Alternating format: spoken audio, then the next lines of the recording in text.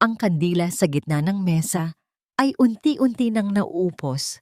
Ang dating matayog na apoy nito ay isa na lamang maliit na pabilog na liwanag, tila pagod nang maghintay. Ganoon din si Althea. Nakatitig siya sa dalawang platong nasa harapan na ni Ate. Perpektong pagkakaluto ng steak ang paborito ni Liam. Ang mashed potatoes ay nanatiling malambot at ang red wine sa tabi nito ay kumikinang sa ilalim ng dim na ilaw ng kanilang dining room. Isang perpektong hapunan para sa kanilang ikatlong anibersaryo. Isang perpektong hapunan na para lamang sa kanya. Naramdaman niya ang lamig ng wine glass sa kanyang mga daliri. Hindi ito ang init na inaasahan niya. Hindi ang init ng kamay ni Liam na hahawak sa kanya. Hindi ang init ng mga yakap nito na sabik na niyang maramdaman. Napayuko si Althea at naramdaman niya ang unti-unting pag-init ng kanyang mga mata. Isang butil ng luha ang pumatak sa kanyang kamay, kasabay ng pagpatak ng natunaw na wax mula sa kandila. Kaninang umaga lang, ang bahay na ito ay puno ng pag-asa. Puno ng mga pangarap niya para sa gabing ito. Nagising siya bago pa man tumunog ang alarm. Puno ng sikretong kagalakan. Dahan-dahan siyang bumangon mula sa kama, pinagmasdan ang mahimbing na natutulog na si Liam. Kahit sa pagod nitong mukha, nakikita pa rin niya ang lalaking minahal niya. Ang lalaking nagpangako sa kanya ng habambuhay. Hinalikan niya ito nang marahan sa noo bago siya umalis. Sa grocery, para siyang isang dalagita na naghahanda para sa unang date. Maingat niyang pinili ang pinakasariwang mga sangkap, ang bawat gulay, ang bawat piraso ng karne ay tila may hawak na pangako ng isang masayang gabi. Naalala niya kung paano sila unang nagkakilala sa isang business conference. Siya isang batang tagapagmana na sinusubukang patunayan ang sarili. Si Liam, isang napakatalinong CEO na mabilis na umaangat sa mundo ng korporasyon. Ang kanilang pag-ibig ay tila isang fairy tale na isinulat sa mga bituin. Habang nagluluto siya kaninang hapon, ang bango ng bawang at butter ay pumuno sa bawat sulok ng kanilang tahanan. Nagpatugtog siya ng kanilang theme song at halos marinig niya ang tawa ni Liam, ang mga biro nito na laging nagpapangiti sa kanya. Binalikan niya ang araw ng kanilang kasal, ang mga ngiti, ang mga luha ng saya, ang pangakong hindi sila mag-iiwanan kahit anong pagsubok ang dumating. Ngayon, ang tanging naririnig niya ay ang nakakabinging tunog ng orasan sa pader. Tik, tak, tik, tak. 7:00. Nag-text siya. Happy anniversary, mahal ko. Umuwi ka ng maaga. May surprise ako. 8:00. Ang pagkain ay nakahain na. Ang mga kandila ay sinindihan na niya. Tiningnan niya muli ang cellphone. Ang mensahe niya ay may 2 blue check. Seen. Walang reply. Love, pauwi ka na ba? Isa pang text ang sinend niya. Muli, seen. 9:00. Ang usok mula sa mainit na pagkain ay matagal nang nawala. Ang alak na isinalin niya para kay Liam ay hindi man lang nagalaw. Ang pag-asa sa kanyang dibdib ay unti-unting napalitan ng pamilyar na kirot. Ang kirot ng pag-iisa, hindi na ito ang unang beses. Sa mga nagdaang buwan, ang overtime at urgent meetings ay naging karaniwang dahilan. Ang dating masayang tahanan nila ay naging isang tahimik na lugar na lang ng paghihintay. Sinubukan niyang intindihin. CEO si Liam. Mabigat ang responsibilidad. Pero hindi ba't bahagi rin siya ng responsibilidad na yon? Ang kanilang pagsasama? Nang tumunog ang kanyang cellphone, halos mapatalon siya sa kinaupuan. Isang mabilis na pag-asa ang sumibol sa kanyang puso. Sinagot niya ito kaagad. Liam? Thea. Sorry.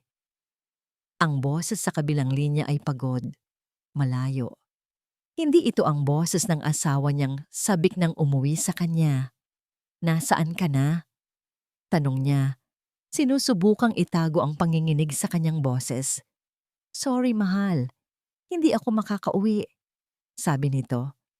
Tambak ang trabaho sa office. May kailangan lang tapusin. Babawi ako. I promise. Babawi. Ilang beses na niyang narinig ang salitang iyon. Naging isa na itong sirang plaka. Napatitig siya sa platong inihanda niya para dito. Sa lahat ng effort na ibinuhos niya, sa puso niyang umaasa buong araw, ang lahat ng yon ay nauwi sa isang sorry. Okay. Iyon lang ang naisagot niya. Isang salita na puno ng lahat ng hindi niya masabi. Puno ng pagod, ng lungkot, ng pagtatampo. Sige na, I have to go. Ngunit bago pa man matapos ni Liam ang sasabihin, isang mahinang tunog ang sumingit mula sa kabilang linya.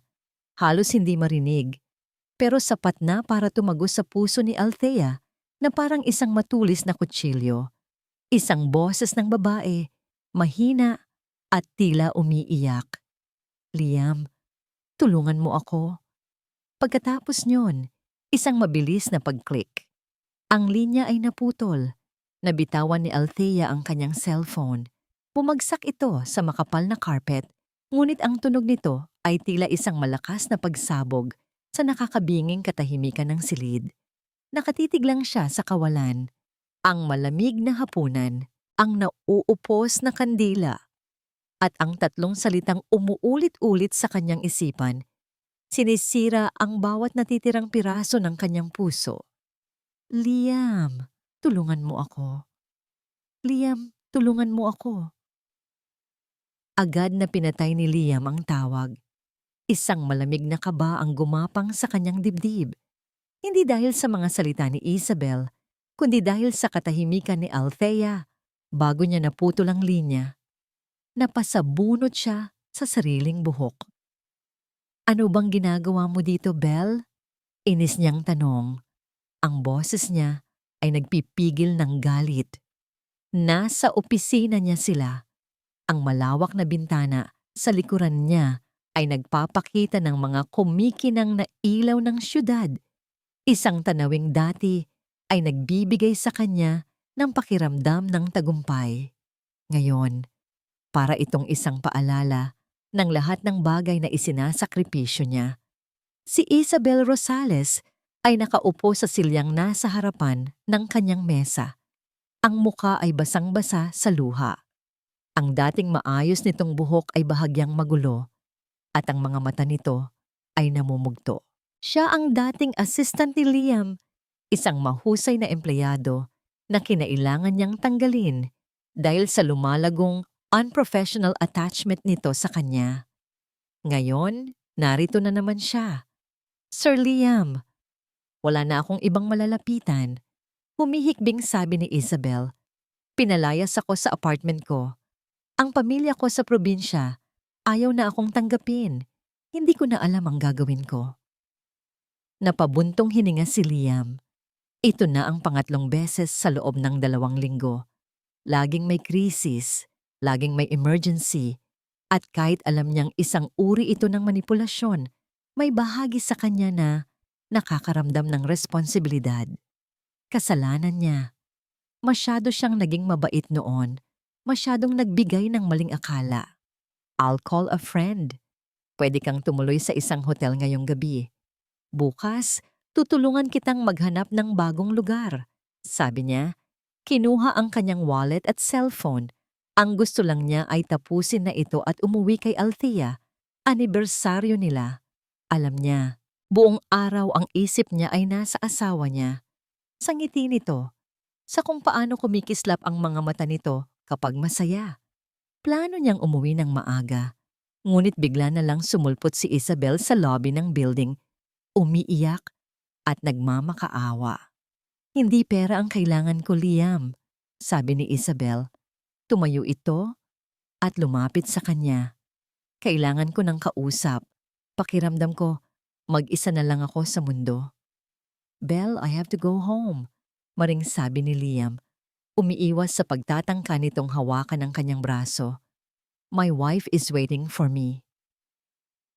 Ang pagbanggit sa asawa niya ay tila isang gatilyo. Mas lalong napaiyak si Isabel. Ang swerte-swerte ni Ma'am Althea sa'yo, sabi nito sa gitna ng mga hikbi. Sana, sana, may isang taong katulad mo rin na nag-aalala para sa akin. Doon na naubos ang pasensya ni Liam. This has to stop, Belle. Tapos na ang pagtulong ko. Let's go. Ihahatid kita sa baba. Habang naglalakad sila palabas ng gusali, biglang bumuhos ang malakas na ulan. Tila nakikisabay ang langit sa gulo sa kanyang isipan. Naiwan ko ang payong ko, sabi ni Isabel, nanginginig. Walang imik na hinubad ni Liam ang kanyang suit jacket at ipinatong sa mga balikat ni Isabel. Isang kilos na dala ng awa, hindi ng kahit anong espesyal na damdamin. Nang makarating sila sa parking lot, patuloy pa rin sa pag-iyak si Isabel, halos hindi na makalakad. Sa sobrang frustrasyon, hinawakan ni Liam ang mga balikat nito at niyakap ng mabilis. Isang yakap na pampatahan, isang yakap para matapos na ang lahat ng ito. Everything will be okay, Belle. Just be strong. At sa sandaling iyon, isang matinding liwanag ang tumama sa kanilang mga mukha. Isang puting kotse ang huminto ilang metro mula sa kanila. Ang mga headlight nito ay parang dalawang matang galit na nakatitig sa kanila sa gitna ng bumubuhos na ulan. Nanigas si Liam. Kilala niya ang kotseng iyon. Dahan-dahang bumukas ang pinto sa driver's side. Lumabas si Althea. Nakasuot ito ng eleganteng pulang bestida. Ang bestidang isinuot nito sa kanilang unang anibersaryo. Ang buhok niya ay nababasa ng ulan. Dumidikit sa kanyang mukha. Hindi siya sumisigaw. Hindi siya gumagalaw. Nakatayo lang siya roon. Ang mga mata ay nakapako sa kanila. Sa jacket ni Liam na nasa balikat ng ibang babae. Sa mga braso niyang nakayakap dito. Sa isang iglap, ang lahat ng kulay sa mundo ay tila nawala. Tanging ang ulan, ang liwanag ng headlight, at ang basag na tingin sa mga mata ng kanyang asawa ang nakikita ni Liam. Tia, bulong niya. Binitawan si Isabel na parang napaso. Naglakad si Althea pabalik sa kanyang kotse. Walang salitang namutawi sa kanyang mga labi. Sumunod si Liam. Binuksan ang pinto sa passenger side at pumasok. Sa loob ng sasakyan, ang tanging maririnig ay ang malakas na patak ng ulan sa bubong at ang humahagibis na tunog ng wiper. Ang katahimikan sa pagitan nilang dalawa ay mas mabigat kaysa sa anumang sigaw. Tia, let me explain. Nagsimula si Liam. Explain what, Liam? Sa wakas ay nagsalita si Althea. Ang boses ay malamig at walang emosyon. Nasa araw ng anibersaryo natin. Habang ako naghihintay sa bahay na parang tanga, ikaw ay nandito. Inaaliw ang ibang babae? It's not what you think. May problema lang siya. Problema? Tumawa si Althea, isang tawang walang saya. Lahat tayo may problema, Liam. Ang problema ko ay may asawa akong mas pinipili ang problema ng iba kaysa sa sarili nating pamilya.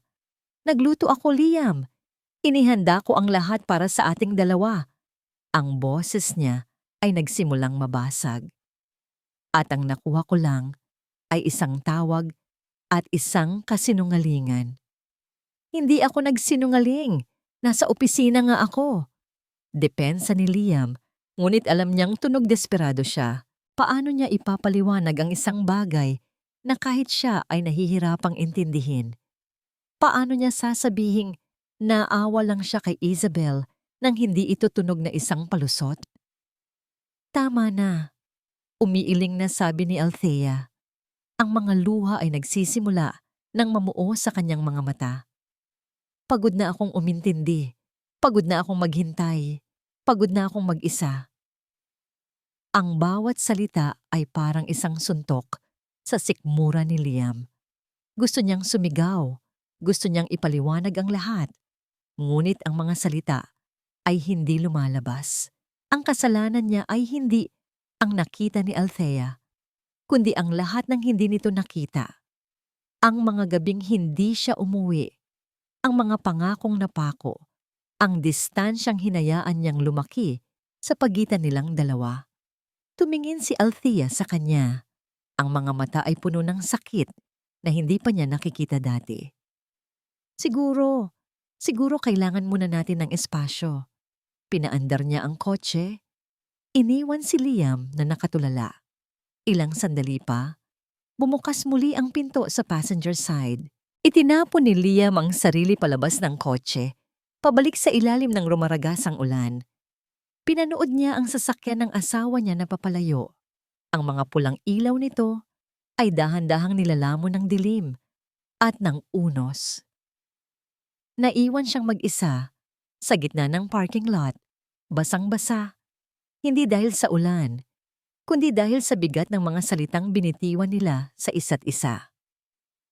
Samantala, pagdating sa kanilang bahay, nadatnan ni Althea ang malamig at tahimik na dining room, ang 2 plato, ang naupos na kandila. Ang lahat ng pangarap niya para sa gabing iyon ay isa na ngayong abo. Habang nakatitig siya sa eksena ng kanyang kabiguan, isang matinding pagkahilo ang naramdaman niya. Kasabay ng pagbaliktad ng kanyang sikmura, tumatakbo siyang pumasok sa banyo. Makalipas ang ilang minuto, nakaupo siya sa sahig, nanginginig. May isang bagay siyang naalala, isang bagay na sa gitna ng lahat ng abala at kalungkutan ay nakalimutan niya. Ang kanyang delayed na buwan ng dalaw. Nanginginig ang mga kamay na kinuha niya ang isang kahon mula sa ilalim ng lababo. Sinunod niya ang mga direksyon na halos hindi na niya mabasa dahil sa luhang lumalabo sa kanyang paningin. Inilapag niya ito sa sahig at naghintay. Ang ilang minuto ay tila isang kawalang hanggan.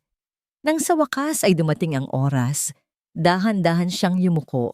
Doon, sa maliit na bintana ng puting plastik na yon, ay may 2 malinaw, hindi mapagkakailangang linya. 2 linyang pula. Isang positibong resulta. Napatakip siya sa kanyang bibig. Isang hikbi ang kumawala mula sa kanyang lalamunan. Sa gabing gumuho ang kanyang pagsasama, sa gabing naramdaman niyang nag-iisa siya ng husto, isang bagong buhay ang nagsisimulang mabuo sa loob niya. Ang sikat ng araw na tumatagos sa bintana ay tila isang estranghero sa sariling bahay ni Althea. Kagabi, ang tahanan na ito ay isang libingan ng mga pangarap. Ngayong umaga, habang hawak niya sa kanyang kamay ang positive pregnancy test, ito ay naging isang santuwaryo ng isang sikretong pag-asa. Isang liwanag sa gitna ng dilim. Paulit-ulit niyang tiningnan ang 2 pulang linya. Hindi ito panaginip. Sa gitna ng sakit, sa gitna ng pagdududa, may isang buhay na nagsisimulang mabuo sa loob niya. Isang piraso sa kanila ni Liam. Isang dahilan para lumaban. Isang dahilan para subukang ayusin ang lahat. Napahawak siya sa kanyang tiyan. Ang galit na naramdaman niya kagabi ay napalitan ng isang kakaibang determinasyon. Ang kuyat-diem niya ay ang pag-iwas sa komprontasyon. Pero ngayon, hindi na lang ito tungkol sa kanya. Para sa anak niya, kailangan niyang maging matapang. Kakausapin niya si Liam. Sasabihin niya ang lahat. Ang tungkol sa bata, ang tungkol sa takot niya, ang tungkol sa pag-ibig na, sa kabila ng lahat, ay naroon pa rin. Marahil, ito ang magiging simula. Ang kanilang tunay na simula. Bumangon siya, naligo, at nagbihis. Inayos niya ang sarili. Sinusubukang burahin ang bakas ng mga luha mula sa kanyang mga mata. Naghanda siya ng kape, umupo sa sala, at hinintay ang pag-uwi ni Liam. Bawat minuto na lumilipas ay isang halo ng kaba at pananabik. Inihanda na niya sa kanyang isip ang mga sasabihin. Liam, kailangan nating mag-usap. Buntis ako. Ganoon kasimple. Ganoon kahirap. Nang tumunog ang doorbell, bumilis ang tibok ng kanyang puso. Ito na. Tumayo siya at dahan-dahang naglakad papunta sa pinto. Huminga siya ng malalim, hinawakan ang doorknob at binuksan ito. Ang pag-asa sa kanyang dibdib ay naglaho na parang bula. Nakatayo sa harapan niya si Liam. Ang mukha nito ay puno ng pagod at pagsisisi, ngunit hindi ito nag-iisa. Sa likuran nito, bahagyang nagtatago, ay si Isabel. Ang mga mata nito ay nakatingin sa sahig. Ang mga kamay ay magkasalikop sa harapan na tila isang nagdarasal na santo. "Tia!" Nagsimulang magsalita si Liam, ngunit ang mga salita ay tila bumara sa kanyang lalamunan. Nakatitig lang si Althea sa kanila. Ang lalaking pinakasalan niya at ang babaeng narinig niya sa telepono kagabi. Magkasama. Sa pintuan ng kanilang tahanan. Ang eksena ay isang sampal sa kanyang mukha. Mas masakit pa sa nakita niya sa parking lot. Anong ginagawa ninyo dito?" Tanong ni Althea.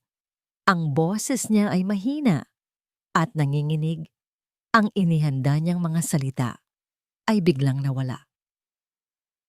"Kailangan nating mag-usap, Althea," sabi ni Liam. Ang boses ay desperado. "May kailangan kayong malaman." Pinapasok niya sila. Walang emosyon. Para siyang isang robot na sumusunod sa program. Umupo sila sa sofa. Si Liam sa isang dulo, si Isabel sa gitna, at si Althea sa isang single armchair sa tapat nila. Ang distansya sa pagitan nilang lahat ay sumisigaw ng katotohanan na ayaw niyang marinig. Isang nakakabinging katahimikan ang bumalot sa silid. Tanging ang pag-agos ng tubig mula sa fountain sa kanilang hardin ang maririnig. Si Isabel, ang unang bumasag sa katahimikan, itinaas niya ang kanyang mukha. Ang mga mata ay puno ng luha. Ngunit sa likod ng mga luhang iyon, nakita ni Althea ang isang kislap ng tagumpay. "Patawarin mo kami, Althea." Simula ni Isabel, ang boses ay nanginginig. Tumingin ito kay Liam na tila humihingi ng lakas bago muling humarap kay Althea. "Patawarin mo ako. Patawarin mo kami." Hinawakan ni Isabel ang sarili nitong tiyan. "Buntis ako." Ang tatlong salitang yon ay tumama kay Althea na parang isang bala. Ang hangin ay tila ninakaw mula sa kanyang mga baga. Ang buong silid ay umikot. Ang tanging nakikita niya ay ang kamay ni Isabel sa tiyan nito. At pagkatapos, ang mukha ni Liam. Naghahanap siya ng kahit anong reaksyon mula sa asawa niya. Isang pag-iling, isang salilita ng pagtanggi. Kahit isang tingin lang na nagsasabing hindi ito totoo. Ngunit wala. Wala siyang nakita. Nakayukulang si Liam. Ang mga siko ay nakapatong sa kanyang mga tuhod.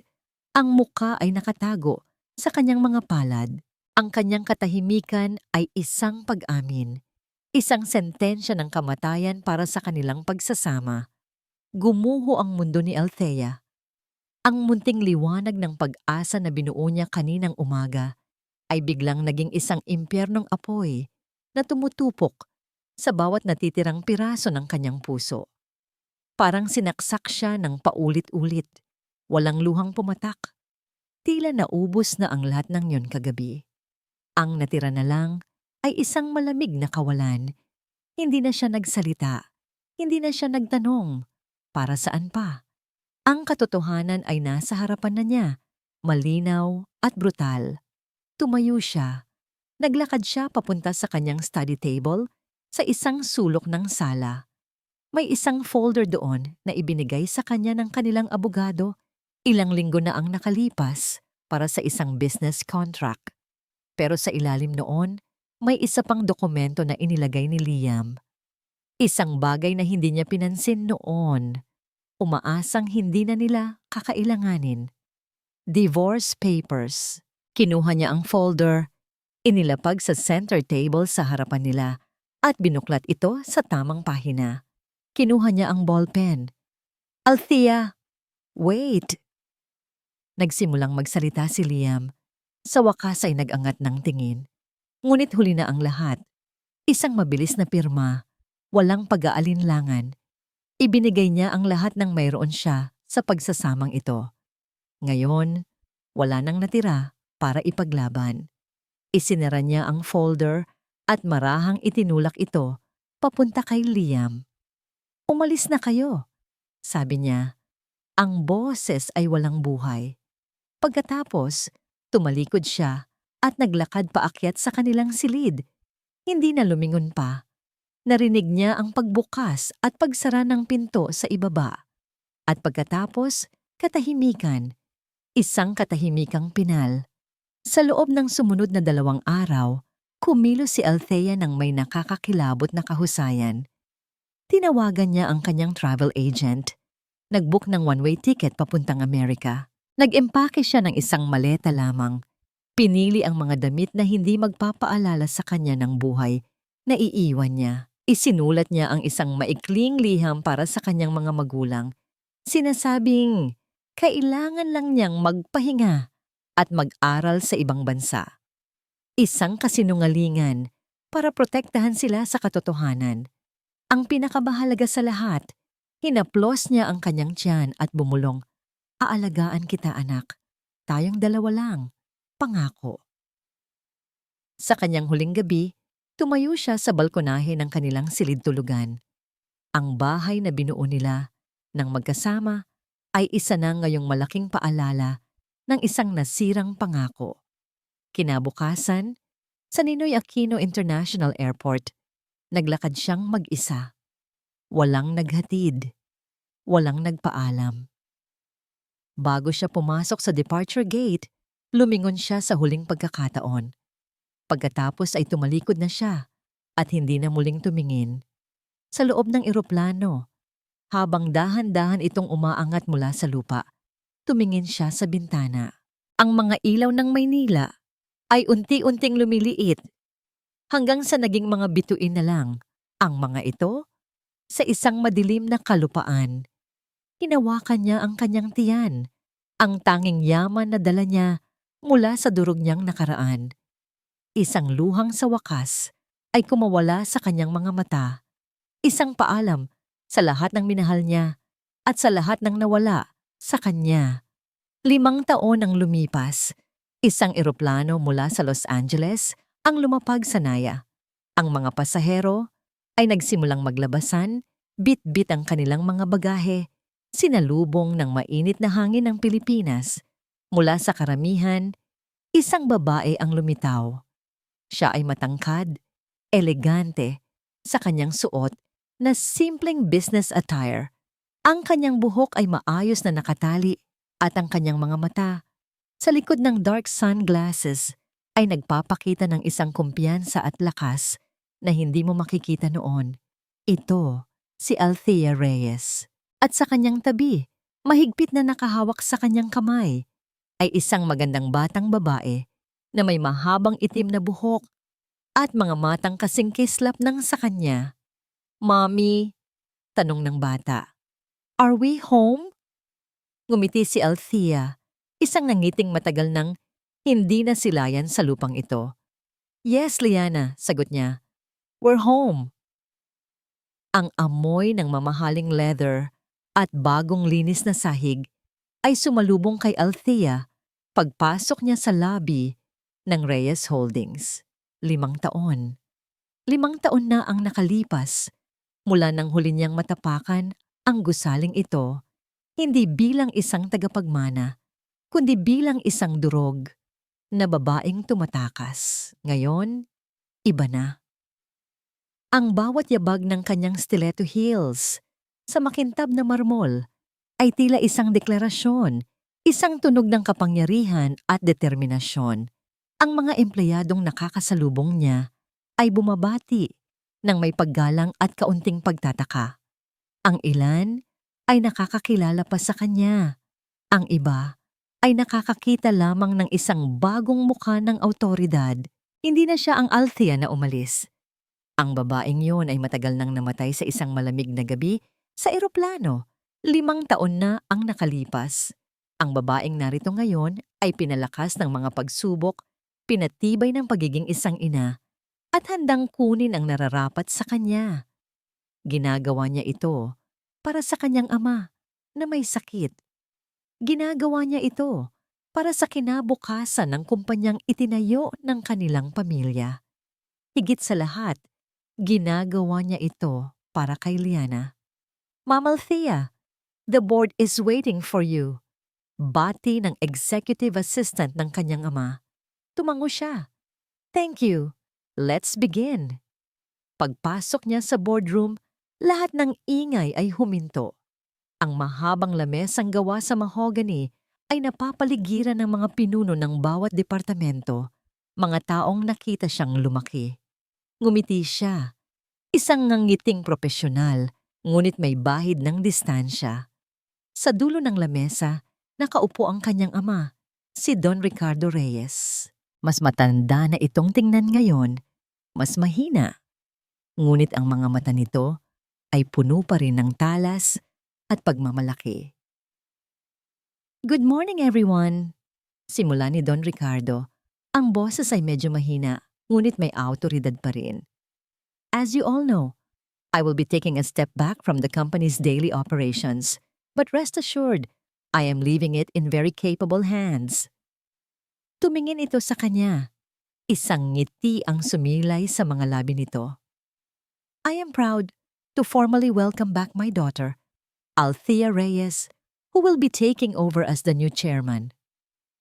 Isang magalang na palakpakan ang pumuno sa silid. Ngumiti si Althea at bahagyang yumuko bilang pasasalamat. Of course, pagpapatuloy ng kanyang ama, ang pagbabalik ni Althea ay hindi magiging madali kung wala ang tulong ng taong pansamantalang humawak sa kumpanya sa mga nagdaang taon. Isang taong hindi lamang nagpanatili sa ating tagumpay, kundi pinalago pa ito ng higit sa inaasahan. Ipinagmamalaki kong ipakilala sa inyo ang ating acting CEO. Isang senyas ang ibinigay ni Don Ricardo sa pinto. Bumukas ito at pumasok ang lalaking sumira sa kanyang mundo. Si Liam Sandoval. Ang hangin ay tila ninakaw mula sa mga baga ni Althea. Ang buong silid, ang mga mukha ng board members, ang boses ng kanyang ama. Lahat ay naglaho. Ang tanging nakikita niya ay siya. Mas matipuno ngayon si Liam. Ang dating kabataang CEO ay napalitan ng isang lalaking may mas malalim na presensya. May ilang guhit na ng pagod sa paligid ng kanyang mga mata, ngunit ang tindig niya ay nananatiling matatag at puno ng kumpiyansa. Nakasuot ito ng isang dark navy suit na lalong nagpatingkad sa kanyang awtoridad. Ngunit ang lahat ng iyon ay nawala nang magtama ang kanilang mga mata. Sa isang segundo, nakita ni Althea ang lahat sa mga mata nito. Gulat, kalituhan, at isang emosyon na hindi niya mapangalanan. Isang emosyon na tila pagsisisi. Ang maskara ng profesionalismo nito ay nahulog. At sa isang iglap, nakita niya muli ang Liam na minahal niya. Ang Liam na sinaktan siya. Mabilis din itong nabawi ni Liam. Tumikhim ito at naglakad papunta sa harapan. Ang mga mata ay nakaiwas na sa kanya. Good morning, Don Ricardo, Miss Reyes, members of the board. Sa buong presentasyon ni Liam tungkol sa estado ng kumpanya, hindi gumalaw si Althea. Nakaupo siyang tuwid, ang mga kamay ay magkalapat sa ibabaw ng lamesa, ang mga mata ay nakapako sa screen ng projector. Ngunit ang isip niya ay nasa ibang lugar. Bawat salitang binibitawan ni Liam ay isang dagundong sa kanyang tainga. Ang boses na dati nagpapakalma sa kanya ay isa na ngayong paalala ng isang mapait na nakaraan. Napansin niyang bahagyang natigilan si Liam nang banggitin nito ang isang proyekto na sila mismo ang nagsimula noon. Isang maliit na panginginig sa boses nito, isang sulyap na tumagal ng kalahating segundo papunta sa direksyon niya. Alam niyang apektado rin ito. At sa gitna ng galit, may isang maliit na bahagi sa kanya na nakaramdam ng satisfaction. Nang matapos ang pulong, nilapitan siya ng mga board members para batiin. Ngumiti siya, nakipagkamay, at nagpasalamat. Ngunit ang kanyang mga mata ay palihim na sumusunod sa bawat kilos ni Liam sa kabilang dulo ng silid. Nang paunti na ang mga tao, naglakad si Liam papalapit sa kanya. Congratulations, Miss Reyes. Welcome back. Ang boses nito ay formal, malamig. Thank you, Mr. Sandoval. Sagot niya. Ang tono ay kasing lamig ng sa kanya. I trust you will facilitate a smooth transition.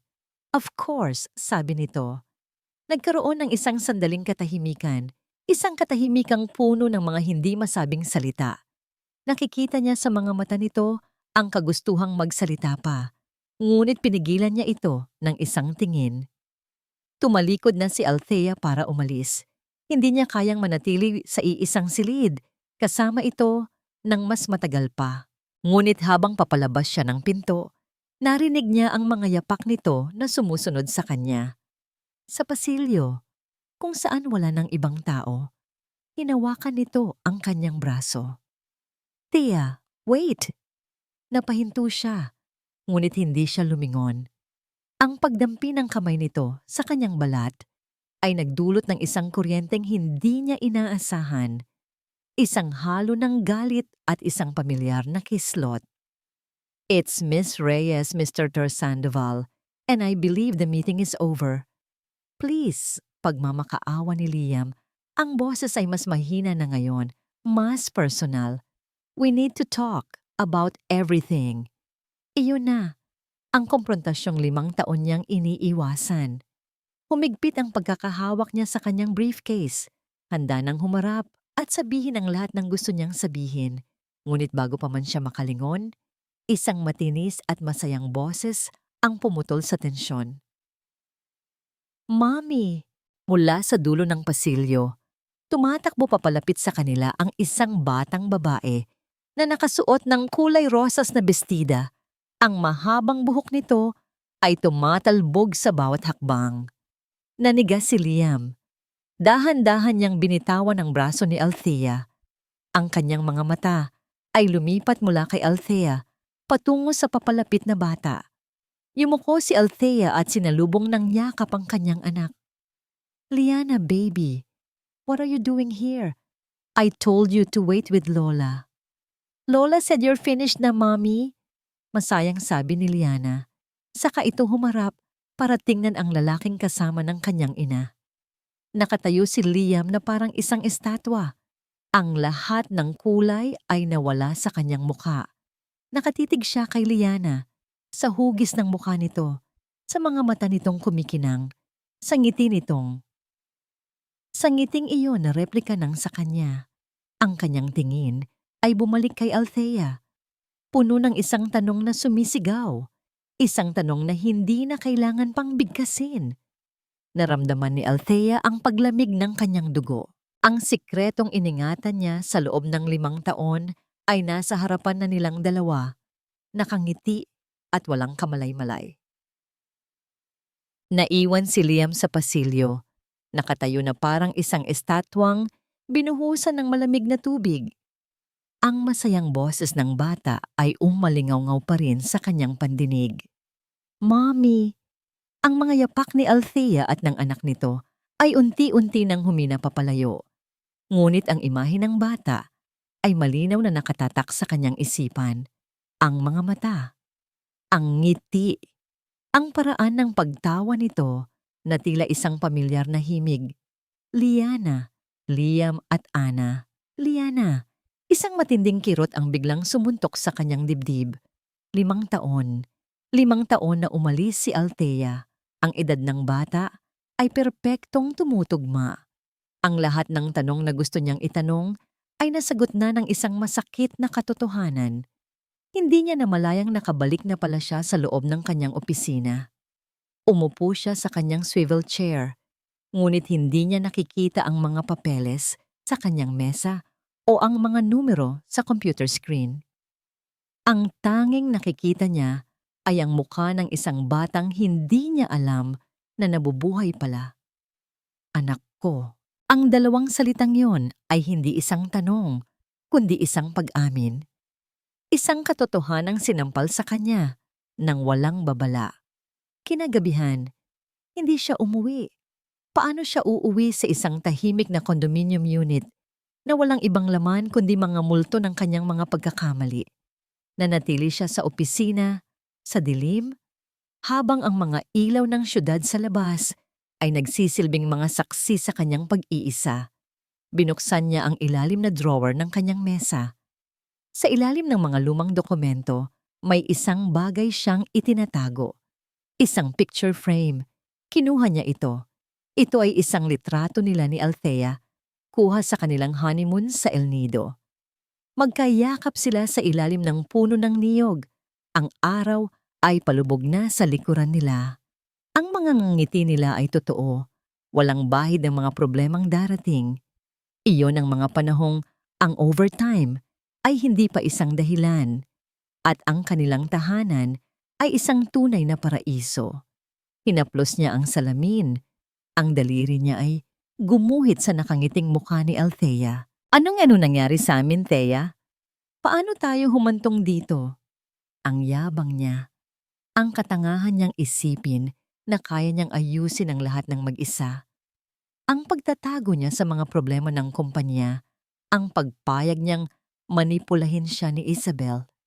Lahat ng iyon ay ginawa niya sa maling akala na pinoprotektahan niya si Althea. Pero ang totoo, tinutulak niya lang pala ito palayo. Kinabukasan, ang pagtatrabaho kasama si Althea ay isang uri ng matamis na parusa. Pinatawag sila para sa isang emergency meeting tungkol sa isang malaking proyekto.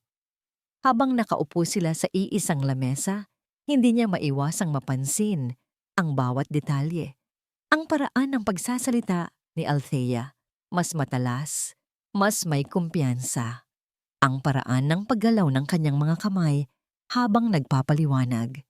Sa kabila ng tensyon sa pagitan nila, ang kanilang propesyonal na ugnayan ay nananatiling perpekto. Nagkakaintindihan sila sa isang tingin lang. Natatapos nila ang mga pangungusap ng isa't isa pagdating sa negosyo. Isa itong masakit na paalala kung gaano sila kakonektado dati, hindi lang bilang mag-asawa, kundi bilang mag-partner sa lahat ng bagay. Natapos ang pulong, nagsilabasan na ang lahat. Naiwan silang dalawa, nagliligpit ng kani-kanilang mga gamit. Magaling ang mga ideya mo kanina. Sabi niya, sinusubukang basagin ang yelo. Trabaho lang, sagot ni Althea, hindi man lang tumitingin sa kanya. Habang paalis na si Liam, dumaan siya sa tapat ng opisina ni Althea, na bahagyang nakaawang ang pinto. Napahinto siya. Narinig niya itong tumawa, isang tunay, malambing na tawa. Ang tunog na 5 taon na niyang hindi naririnig. Ang tunog na akala niya ay hindi na niya maririnig muli. Sumilip siya. Nakatalikod si Althea sa pinto. May kausap sa cellphone. Yes, baby. Opo, Mommy will be home early tonight. I love you too, so much. Nang marinig niya iyon, lalong bumigat ang kanyang dibdib. Nakikita niya ang paglambot ng buong katauhan ni Althea. Ang chairman ay nawala. At ang naroon ay isang ina na puno ng pagmamahal. Isang pagmamahal na dapat sana ay para rin sa kanya. Hindi na niya napigilan ang sarili. Kumatok siya ng marahan at pumasok. Nagulat si Althea at mabilis na ibinaba ang tawag. Ang malambot na ekspresyon sa mukha nito ay agad na napalitan ng isang malamig na maskara. Mr. Sandoval, may kailangan ka? Narinig ko. Ang anak mo, sabi niya, ang boses ay bahagyang nanginginig. Lumapit siya ng kaunti. She's a beautiful kid, Tia. Tumingin si Althea sa kanya. Ang mga mata ay parang 2 piraso ng yelo. She's my daughter. Ang paraan ng pagbigkas niya ng may ay parang isang pader na itinayo sa pagitan nila. That's all you need to know. Ang mga salitang yun ay tumama sa kanya ng mas malakas pa sa isang sampal. Tumango na lang siya, walang masabi. Tumalikod siya at naglakad palayo. Dala-dala ang bigat ng kanyang pagkatalo. Pagbalik niya sa kanyang opisina, Napasuntok siya sa kanyang mesa. Ang frustrasyon at pagsisisi ay nag-uumapaw sa kanya. Paano niya aayusin ang isang bagay na ni hindi niya alam kung paano nasira ng ganito kalala? Mukhang problemado ka, Sir Liam. Napalingon siya sa pinto. Nakatayo roon si Isabel, may dalang paper bag. Nakangiti ito, isang nangiting hindi umaabot sa kanyang mga mata. Belle, anong ginagawa mo dito? Inis niyang tanong. Dinalhan kita ng tanghalian. Malambing nitong sabi, pumasok at inilapag ang paper bag sa mesa. At may kasama ako. Sumenyas ito sa labas. Pumasok ang isang batang lalaki na humigit kumulang 5 taong gulang din. Mahigpit ang kapit sa kamay ni Isabel. Sa parehong sandali, lumabas si Althea mula sa kanyang opisina. May dalang mga dokumento at naglalakad sa kanilang direksyon. Tila nag-slow motion ang lahat. Nakita ni Isabel si Althea. Isang mapanuksong ng ngiti ang sumilay sa kanyang mga labi. Hinintay niyang makalapit si Althea. "Oh, Ma'am Althea, hello." Bati ni Isabel.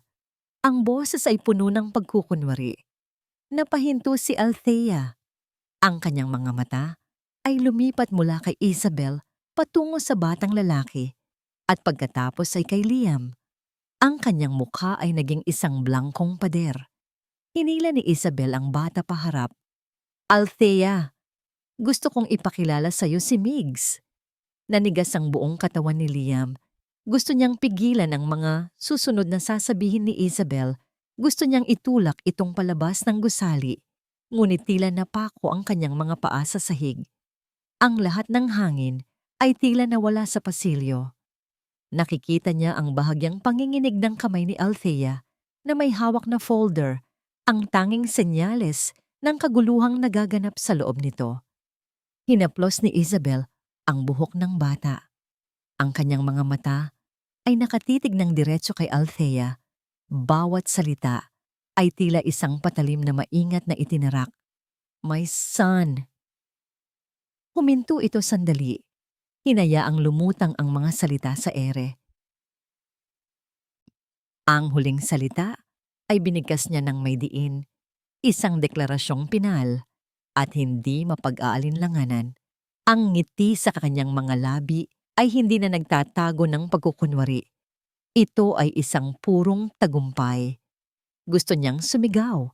Gusto niyang sabihing, hindi totoo yan. Ngunit paano?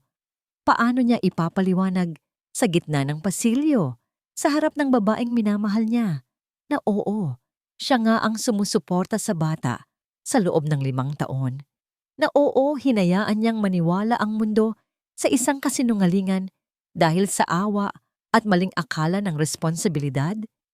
Ang anumang pagtanggi mula sa kanya ngayon ay magmumukhang isang duwag na palusot. Tila naramdaman ng batang si Migs ang tensyon.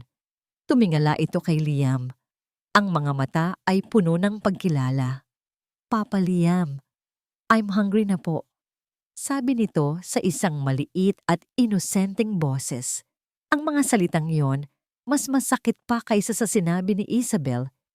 Ang tuluyang pumatay sa anumang natitirang pag-asa sa puso ni Liam. Tumingin si Althea sa kanya. Isang beses lang. Isang tingin na tumagal lang ng 1 segundo. Ngunit sapat na para makita ni Liam ang lahat. Hindi galit. Hindi lungkot. Kundi isang malamig, matigas na pagkamuhi. Isang pader na mas mataas at mas matibay kaysa sa naramdaman niya dati. Isang pader na alam niyang hindi na niya kailanman magigiba. Walang salitang namutawi sa mga labi ni Althea. Walang luhang pumatak. Marahan lang itong tumango. Isang pagkilala hindi kay Isabel, kundi sa katotohanang nasa harapan niya. Tumingin ito sa kawalan, na para bang wala na sila roon. "If you'll excuse me," sabi niya sa isang boses na kasing lamig ng yelo, "I have a company to run." Pagkatapos, naglakad siya palayo. Hindi mabilis, hindi nagmamadali. Bawat hakbang ay kontrolado at may dignidad. Ang kanyang likod ay tuwid, isang reynang hindi magpapakita ng kahit anong kahinaan, kahit na ang kanyang kaharian ay gumuho na sa pangalawang pagkakataon. Naiwan si Liam, nakatayo sa pagitan ni Isabel na may mapanuyang nga ngiti at ng isang batang walang kamalay-malay na ginamit bilang sandata. Pinanood niya si Althea na lumiko sa dulo ng pasilyo hanggang sa tuluyan na itong naglaho. At sa sandaling iyon, naramdaman ni Liam na kasama nitong naglaho ang huling piraso ng kanyang kaluluwa. Pagkasara ng pinto ng kanyang opisina, doon lamang bumigay ang postura ni Althea. Bumagsak siya sa kanyang upuan. Ang mga folder na hawak ay nagkalat sa ibabaw ng mesa. Ang blangkong pader na itinayo niya sa pasilyo ay gumuho at ang lahat ng sakit na pinigilan niya ay biglang bumuhos. Napahawak siya sa kanyang dibdib. Humihingal na parang tinakbo ang 1,000,000. My son and Liam's. Ang mga salita ni Isabel ay isang lason na gumagapang sa kanyang sistema. Sinusunog ang bawat ugat. Ang imahe ng batang lalaki na tumatawag kay Liam na Papa ay paulit-ulit na naglalaro sa kanyang isipan. 5 taon siyang nagsinungaling sa sarili. Sinabi niya sa sarili niya na naka-move on na siya, na ang pagbabalik niya sa Pilipinas ay para lang sa negosyo, para sa kanyang ama. Ngunit sino ang niloloko niya? Ang makita si Liam kasama ang pamilyang binuo nito habang siya ay wala. Iyon ang katotohanang sumasampal sa kanya ng paulit-ulit. Hindi niya namalayang nanginginig na pala ang kanyang mga kamay. Napatitig siya sa picture frame sa kanyang mesa. Isang litrato nila ni Liana. Nakangiti habang naglalaro sa isang parke sa LA. Si Liana ang kanyang mundo, ang kanyang lakas, ang tanging dahilan kung bakit siya buo pa. Pero sa mga sandaling tulad nito, hindi niya maiwasang isipin ang buhay na dapat sana ay para sa kanila. Isang buhay na ninakaw. Biglang bumukas ang pinto. Mabilis niyang pinunasan ang isang takas na luha at inayos ang sarili. Pumasok ang kanyang ama, si Don Ricardo. Anak, may kailangan akong pag-usapan ninyo ni Liam, sabi nito. Umupo sa silyang nasa harapan niya. Dad, please, kung tungkol sa trabaho, kaya ko nang mag-isa. Mabilis niyang sagot. Hindi ito simpleng trabaho, Althea. Ang Ledesma Project sa Tagaytay. Ang pinakamalaking kliyente natin. Sila mismo ang humiling na kayong dalawa ni Liam ang personal na mag-present. Alam nila ang naging tagumpay ng kumpanya sa ilalim niya. Napatayo si Althea. Dad, hindi pwede. Kahit sino na lang, wag lang kaming dalawa. Ang ideya na makasama si Liam sa labas ng opisina, sa isang lugar na puno ng alaala, ay parang isang parusa. Althea, mariing sabi ng kanyang ama. Hindi ito tungkol sa personal na problema ninyo. Ito ay tungkol sa Reyes Holdings. Kailangan nating makuha ang deal na ito. Ikaw ang chairman. Umakto ka bilang isa. Ang mga salita ng kanyang ama ay tumama sa kanya. Tama ito. Profesionalismo. Iyon ang sandatan niya. Iyon ang maskarang isusuot niya. Napabuntong hininga na lang siya. Okay, Dad. Kami ang pupunta. Ang biyahe papuntang Tagaytay kinabukasan ay puno ng nakakabinging katahimikan. Si Liam ang nagmamaneho. Siya naman ay nakatingin lang sa bintana. Pinagmamasdan ang mga puno at mga bahay na mabilis na dumaraan. Sinusubukang huwag isipin ang presensya ng lalaking katabi niya. Ngunit bawat paghinga nito, bawat kilos ng kamay sa manibela ay nararamdaman niya. Ang pamilyar na pabango nito, na bahagya pa ring kumakapit, ay nagbabalik ng mga alaalang pilit na niyang ibinabaon. Sa kalagitnaan ng Star Tollway, biglang umubo ang makina ng sasakyan. Isang itim na usok ang lumabas mula sa hood, at ang kotse ay dahan-dahang huminto sa gilid ng daan. Perfect! Bulong ni Althea sa sarili, puno ng sarkasmo. Bumaba si Liam para tingnan ang makina. Makalipas ang ilang minuto, bumalik ito. Ang noo ay may bahid ng grasa. Nag-overheat. Kailangan nating tumawag ng tulong. It might take a while. Habang naghihintay sila ng tow truck, bumaba si Althea para mag-inat. Ang init ng araw ay nakakapasong. Sumandal siya sa guardrail at pinagmasdan ng tanawin ng mga burol sa malayo. Lumapit si Liam at sumandal din sa tabi niya. May ilang pulgadang distansya sa pagitan nila. Naalala mo ba? Biglang tanong ni Liam, ang boses ay mahina. Dito rin tayo huminto dati, nung unang beses kitang dinala sa Tagaytay. Nasiraan din tayo. Natigilan si Althea. Naalala niya, bagong kasal pa lang sila noon.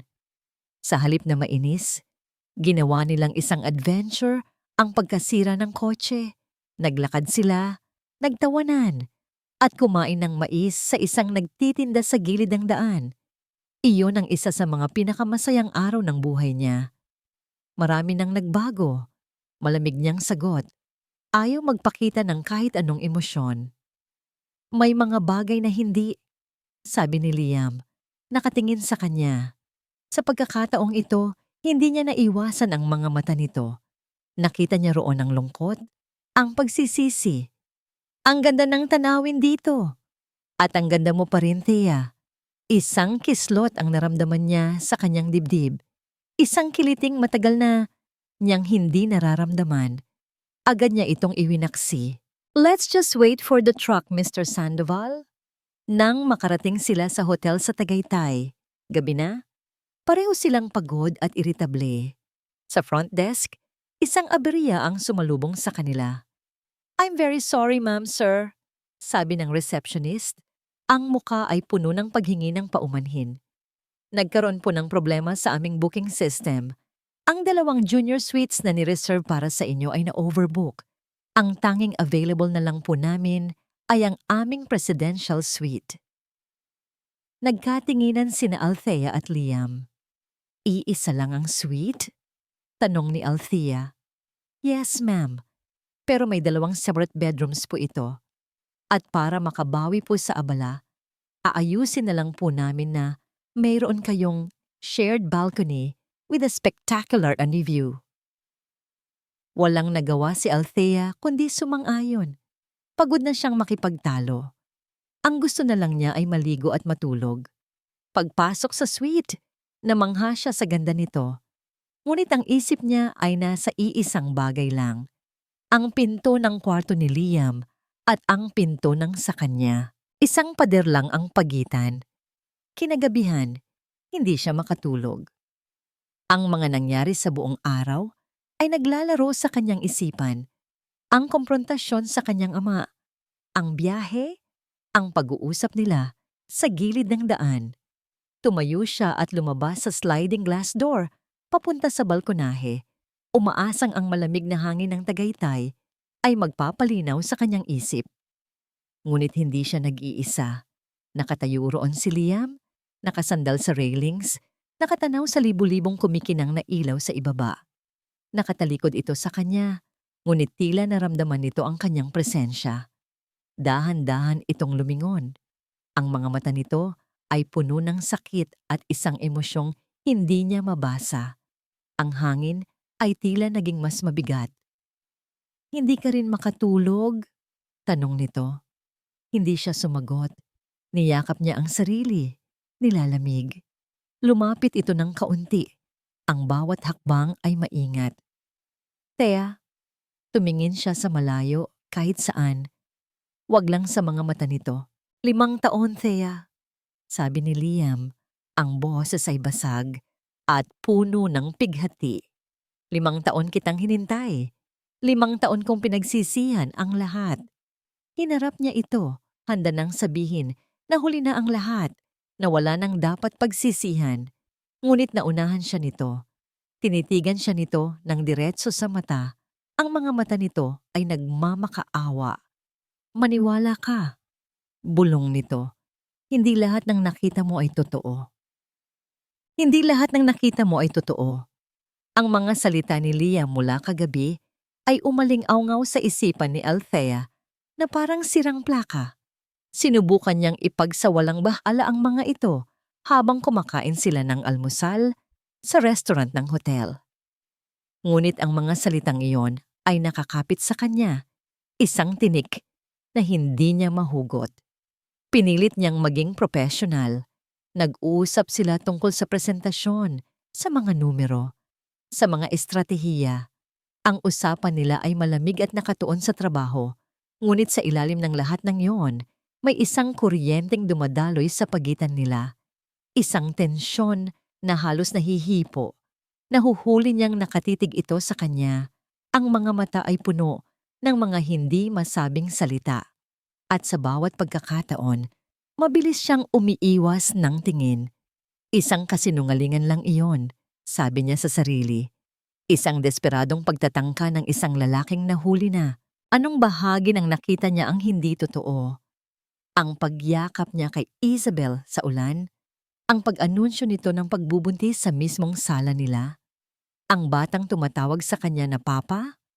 Ngunit sa kabila ng lahat ng lohika, isang maliit, traidor na bahagi ng kanyang puso ang bumubulong.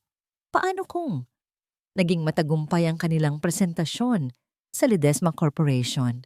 Ang galing nila bilang isang team ay hindi maikakaila. Ang paraan ng pagsalo ni Liam sa bawat salita niya, ang pagdugtong niya sa mga ideya na tila nababasa niya ang kanyang isip. Lahat ng iyon ay isang masakit na paalala ng dating sila. Pinuri sila ng mga kliyente at halos sigurado na nilang nakuha ang kontrata. Habang nagliligpit sila ng gamit sa conference room, napansin ni Althea na may kulang. Naiwan ko yata ang isang folder sa suite, sabi niya. Bahagyang nainis sa sarili.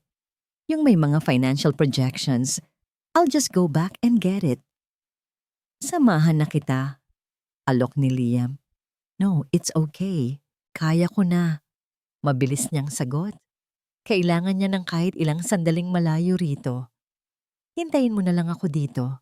Mabilis siyang naglakad pabalik sa hotel. Ang pasilyo papunta sa kanilang suite ay tahimik. Habang papalapit siya, naririnig niya ang isang boses mula sa loob. Boses ni Liam. May kausap ito sa cellphone at hindi ito isang ordinaryong usapan. Napatigil si Althea sa tapat ng pinto na bahagyang nakaawang. Ang boses ni Liam ay mababa, ngunit puno ng galit. Isang tono na bihirang-bihira niyang marinig mula rito. Ilang beses ko bang sasabihin sa'yo na tigilan mo na ako? Mariing sabi ni Liam sa kausap. Nagpadala na ako ng pera para sa buwan na to. Gamitin mo yan para sa bata. Isang sandaling katahimikan, tila sumasagot ang nasa kabilang linya. Wala akong pakialam kung anong gusto mo. Pagpapatuloy ni Liam, mas malakas na ngayon. Ang usapan natin ay para kay Migs, hindi para sa'yo, at lalong hindi para guluhin mo ang buhay ko. Napatakip si Althea sa kanyang bibig. Ang pag-usap na ito ay malinaw na tungkol kay Isabel. Pero may mali. Ang tono ni Liam ay hindi tono ng isang ama na nakikipag-usap sa ina ng kanyang anak. Ito ay tono ng isang taong naiipit, ng isang taong pineperahan. Ano? Siya na naman? Anong kinalaman niya rito? Biglang nagbago ang boses ni Liam. Naging mas galit, mas desperado. Huwag na huwag mong idadamay si Althea dito. Naiintindihan mo ba? Subukan mo lang siyang saktan. Maniwala ka. Hindi mo magugustuhan ang gagawin ko. Ang puso ni Althea ay nagsimulang tumibok ng sobrang bilis. Nanginginig ang kanyang mga tuhod. Ngunit ang mga sumunod na salita na narinig niya ang tuluyang nagpaguho sa kanyang mundo. Hindi ko nakasalanan kung bumalik siya. Sigaw ni Liam sa telepono. Ang boses ay basag na sa frustrasyon. At lalong hindi ko kasalanan kung nalaman niyang hindi ko naman talaga anak si Migs. Responsibilidad mo yan sa tunay na ama ng bata, hindi sa akin. Ang hangin ay tila ninakaw mula sa mga baga ni Althea. Hindi ko naman talaga anak si Migs. Tunay na ama ng bata. Napahawak siya sa pader para suportahan ang sarili. Ang buong paligid ay umikot. Ang mga salitang iyon ay umuulit-ulit sa kanyang isipan. Binabasag ang lahat ng pader na itinayo niya sa loob ng 5 taon. Binabasag ang lahat ng kasinungalingang pinaniwalaan niya. Isang kasinungalingan. Lahat ng ito, ang pagbubuntis, ang pamilya, ang dahilan ng kanilang paghihiwalay. Isang malaking, malupit na kasinungalingan. Hindi niya namalayang dahan-dahan na pala niyang itinutulak ang pinto. Nakatayo si Liam sa gitna ng sala, nakatalikod sa kanya, hawak pa rin ang cellphone sa kanyang tainga. Ang buong katawan nito ay tensyonado. Tapos na tayo, Isabel. Huwag mo na akong tatawagan ulit. Ibinaba nito ang tawag. Isang nakakabinging katahimikan ang pumuno sa silid. Nang dahan-dahan itong humarap, ang galit sa mukha nito ay napalitan ng matinding gulat. Ang mga mata nito ay nanlaki nang makita siya, nakatayo sa may pintuan. Nakatayo doon si Althea. Hawak ang folder na kailangan niya, ngunit hindi na yon ang mahalaga. Ang mga luha ay malayang tumutulo mula sa kanyang mga mata.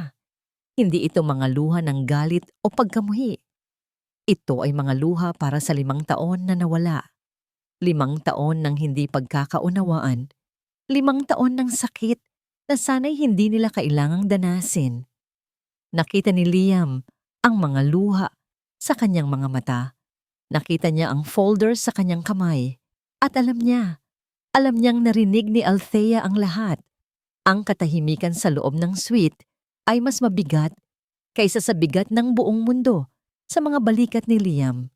Nakatitig siya kay Althea at nakikita niya ang pagguho ng 5 taon ng galit at pagkamuhi sa mga mata nito na napapalitan ng isang bagay na mas masakit pa, ang realisasyon ng nasayang na panahon. Ang bawat butil ng luha na pumapatak mula sa mga mata ni Althea ay parang isang patak ng asido sa kanyang puso. Ito na. Ito ang sandaling kinatatakutan niya. Ang sandaling pinakahihintay niya. Ang kanyang huling pagkakataon. Thea. Bulong niya. Ang boses ay halos hindi marinig. Hindi siya sumagot. Patuloy lang ito sa pag-iyak. Isang tahimik na pagtangis na sumisira sa kanyang kaluluwa. Isang hakbang, 2 hakbang. Lumapit siya, dahan-dahan, na parang lumalakad sa napakanipis na yelo. Hinawakan niya ito sa siko. Sa pagkakataong ito, hindi ito umiwas. Naramdaman niya ang panginginig ng buong katawan nito. Halika, sabi niya. Dinala ito papasok at marahang isinara ang pinto. Kailangan nilang mag-usap.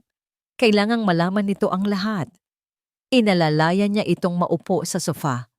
Umupo siya sa coffee table sa harapan nito, mas mababa. Isang posisyon ng pagsuko. Hinintay niyang tumahan ito, ngunit ang mga luha ay patuloy lang sa pag-agos. Totoo ang lahat ng narinig mo, Thea, panimula niya. Ang bawat salita ay mabigat sa pagsisisi. Hindi ko anak si Migs.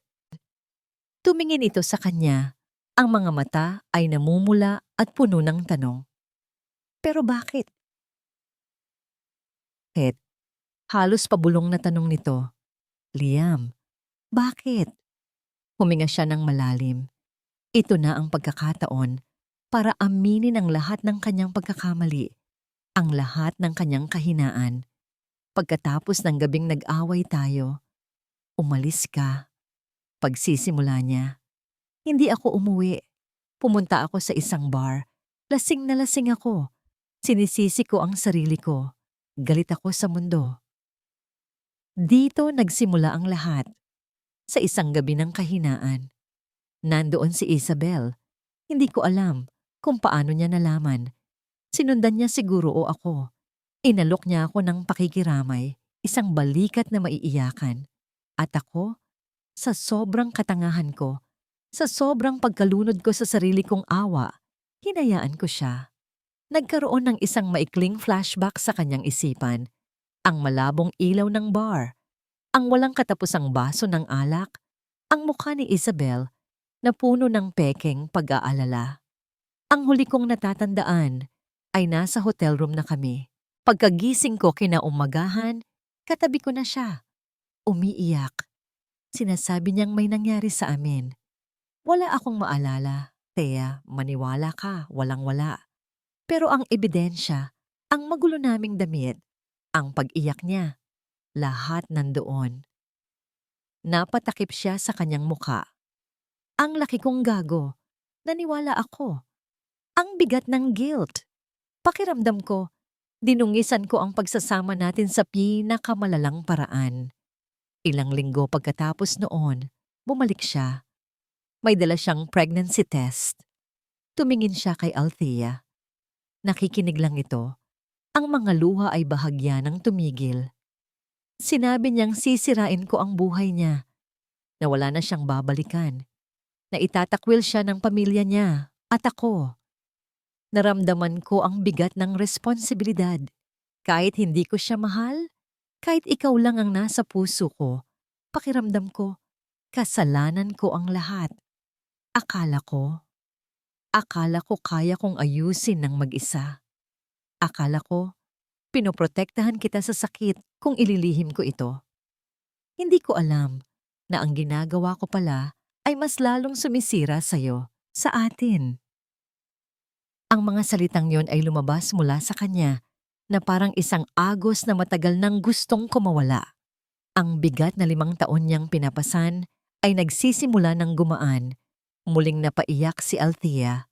Ngunit sa pagkakataong ito, iba na ang dahilan. Sana sinabi mo. Sabi nito sa gitna ng mga hikbi. Sana nagtiwala ka sa akin. Sana hinayaan mo akong tulungan ka. Mag-isa mong dinala ang lahat. At ako rin, mag-isa kong dinala ang lahat. Doon niya naintindihan. Umiiyak ito hindi lang para sa sarili niya. Umiiyak ito para sa kanilang dalawa. Para sa 2 taong nagmahalan, pero piniling harapin ang kani-kanilang mga demonyo ng mag-isa. Sa halip na magkahawak kamay, hindi na niya napigilan ang sarili. Inabot niya ang kamay at dahan-dahang pinunasan ang mga luha sa pisngi nito. Ang pagdampi ng kanyang daliri sa balat nito ay ang unang tunay na koneksyon nila sa loob ng 5 taon. Isang kilos na puno ng pangungulila, puno ng pagsisisi, hindi ito umalis. Sa halip, bahagya itong sumandal sa kanyang kamay, na parang isang taong sa wakas ay nakahanap ng masisilungan pagkatapos ng isang mahabang unos. Patawarin mo ako, Thea. Bulong niya. Ang boses ay basag. Sa lahat ng kasinungalingan, sa lahat ng sakit, sa pagiging duwag ko, patawarin mo ako. Umiling ito. Pareho tayong nagkamali. Mahina nitong sagot. Tumakbo ako. Iniwan kita nang hindi man lang kita pinakinggan. Dapat lumaban ako para sa atin. Nakatitigan lang sila. Ang lahat ng galit ay nawala. Ang natira na lang ay ang 2 basag na pusong naghahanap ng paraan upang muling mabuo. Anong gagawin natin? Tanong ni Althea. Haharapin natin siya. Matatag na sabi ni Liam. Haharapin natin si Isabel. Ititigil na natin ang lahat ng to magkasama. Tumango si Althea. Isang maliit na ngiti ang sumilay sa kanyang mga labing namumugto. Isang ngiti ng pag-asa. Ang biyahe pabalik ng Maynila ay ibang-iba sa biyahe nila papunta. Wala na ang mabigat na katahimikan. Napalitan ito ng isang tahimik na pagkakaunawaan. Hindi pa sila ayos. Marami pang sugat na kailangang gamutin. Ngunit sa unang pagkakataon, sa loob ng 5 taon, pakiramdam nila ay nasa iisang panig na ulit sila. Habang nasa biyahe, biglang nag-vibrate ang cellphone ni Althea. Kinuha niya ito mula sa kanyang bag. Isang mensahe mula sa isa sa mga board members. Thea, have you seen this? May kasamang link. Kinutuban siya ng masama. Binuksan niya ang link. Ito ay isang sikat na gossip blog. Ang headline ay malaki at mapanira. Shocking!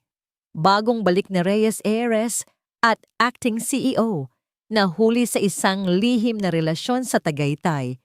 Kawayang asawa nag-isang nag-aalaga sa kanilang anak.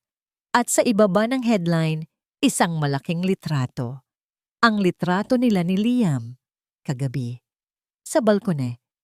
Ang kuha ay mula sa isang anggulo kung saan mukha silang magkalapit, tila nagbubulungan sa isa't isa, isang imahe ng intimasya. Ang isang sandali ng kanilang kahinaan ay naging isang sandata laban sa kanila. Liam? Nanginginig na, sabi ni Althea.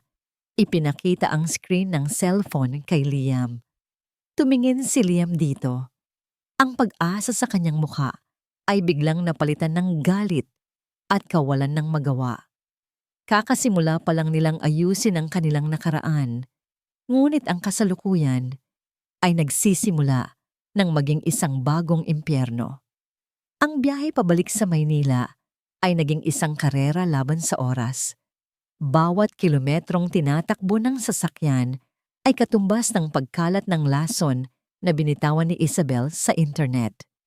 Ang cellphone ni Althea ay hindi tumigil sa pag-vibrate. Mga tawag mula sa PR department, mga mensahe mula sa ibang board members, isang galit na tawag mula sa kanyang ama. Ang tahimik na pagkakaunawaan na nagsimula palang mabuo sa pagitan nila ni Liam ay biglang nabalot ng ingay ng papalapit na unos. Isang bitag, bulong ni Althea, nakatitig sa litrato nila sa balkonahe. Planado niya ang lahat ng ito. Ang sandali ng kanilang kahinaan, ang unang pagkakataon na nagpakita sila ng emosyon sa isa't isa, ay kinunan at ginawang sandata. Ang sakit ay napalitan ng isang malamig na galit. Pagdating nila sa lobby ng Reyes Holdings, para silang mga kriminal na dinudumog. Isang kumpol ng mga reporter at cameramen ang naghihintay sa kanila. Ang mga flash ng camera ay parang mga kilat na sunod-sunod na tumatama. Ang mga tanong ay parang mga batong ibinabato sa kanila. Miss Reyes, totoo po bang may relasyon kayo ng CEO ninyo? Sir Liam, anong masasabi ninyo sa akusasyon na inabandona ninyo ang inyong mag-ina? Ito po ba ang dahilan ng biglaang pagbabalik ninyo sa Pilipinas, Miss Althea? Hinarang sila ng mga security guard, ngunit ang ingay at gulo ay sumusunod sa kanila hanggang sa elevator. Sa loob ng metal na kahon na yon, sumandal si Althea sa pader. Humihinga ng malalim.